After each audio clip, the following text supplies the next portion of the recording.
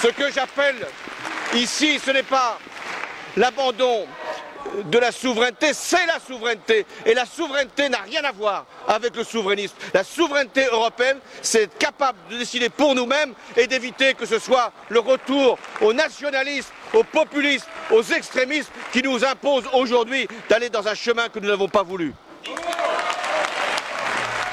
Le 4 septembre 1958, le général de Gaulle soumettait au peuple français le texte de la Constitution qui allait devenir l'acte de naissance et la charte de la Ve République. De tout mon cœur, au nom de la France, je vous demande de répondre oui.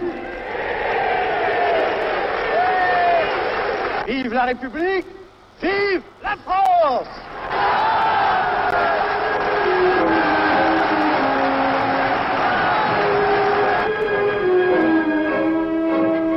Dans plusieurs grandes villes de province, le général de Gaulle renouvela l'appel pressant lancé à Paris, précisant que la solidité des nouvelles institutions dépendrait pour une large part de l'importance de la majorité qui les aurait adoptées. Aussi demanda-t-il aux Français un vote massif, une majorité immense.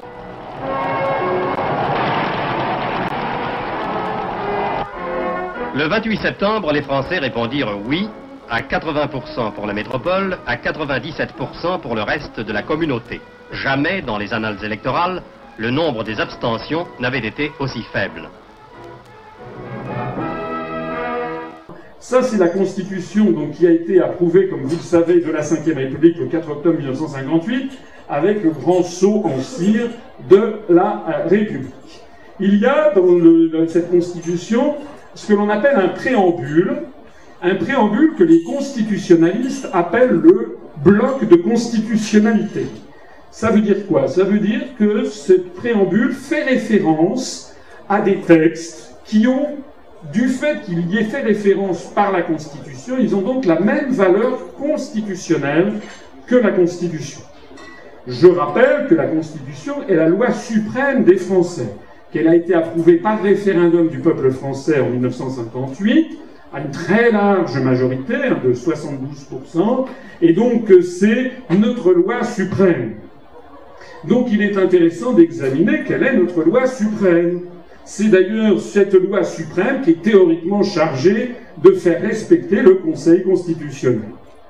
Le bloc de constitutionnalité, c'est ce préambule-là. Le peuple français proclame solennellement son attachement aux droits de l'homme et aux principes de la souveraineté nationale, tels qu'ils ont été définis par la déclaration de 1789, donc la déclaration des droits de l'homme, confirmée et complétée par le préambule de la Constitution de 1946, c'est-à-dire la Constitution de la Quatrième République, ainsi qu'aux droits et devoirs définis dans la Charte de l'environnement de 2004. Ça, c'est un ajout postérieur à 1958, puisque notre Constitution a fait l'objet de nombreuses modifications. La dernière en date est datant du 23 juillet 2008, j'en reparlerai tout à l'heure, voulue notamment par M. Sarkozy.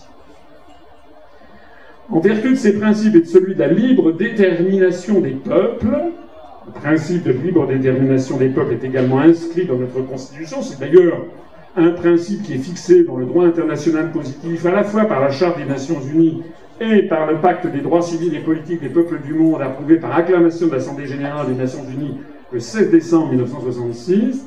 La République offre au territoire d'outre-mer qui manifeste la volonté d'y adhérer une institution nouvelle, fondée sur l'idéal commun de liberté, d'égalité, de fraternité, etc. Alors qu'est-ce qui est important? Tout est important. Chaque mot pèse dans un texte aussi condensé qu'une constitution bien faite. Mais ce qui est important, ce qui frappe d'abord, c'est les principes de la souveraineté nationale tels qu'ils ont été définis par la déclaration de 1789. Ça veut dire que dans la première phrase de notre Constitution, le plus solennellement possible, imaginable, il est inscrit que le peuple français proclame son attachement solennel aux droits de l'homme et aux principes de la souveraineté nationale. Alors je le dis parce que, dans le monde d'aujourd'hui, quand vous dites que vous êtes en faveur de la souveraineté nationale, on vous regarde comme si vous aviez lâché une flatulence, n'est-ce pas, au milieu d'une... Non, c'est le principe cardinal de notre République. Donc ceux qui sont contre la souveraineté nationale sont contre le principe cardinal de notre République, ou alors les mots n'ont plus de sens. c'est d'ailleurs, vous allez le voir, ce qui se passe. Les mots n'ont plus de sens. Nous sommes dans une situation de dégénérescence morale, politique, intellectuelle, éthique, où on considère que les mots n'ont plus de sens. Moi, je considère que les mots ont un sens. La seule voie possible pour celles et ceux qui ne sont pas convaincus de l'Europe, c'est de sortir de l'Europe. Tout simplement, il n'y a pas d'autre voie. Et celle-là, elle est terrible.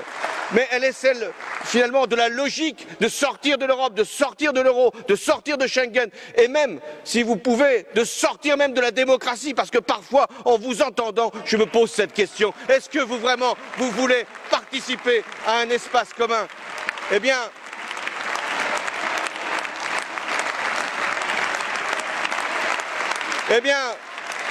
ce que j'appelle ici, ce n'est pas l'abandon de la souveraineté, c'est la souveraineté. Et la souveraineté n'a rien à voir avec le souverainisme. La souveraineté européenne, c'est être capable de décider pour nous-mêmes et d'éviter que ce soit le retour au nationalisme, au populisme, aux extrémistes qui nous imposent aujourd'hui d'aller dans un chemin que nous n'avons pas voulu.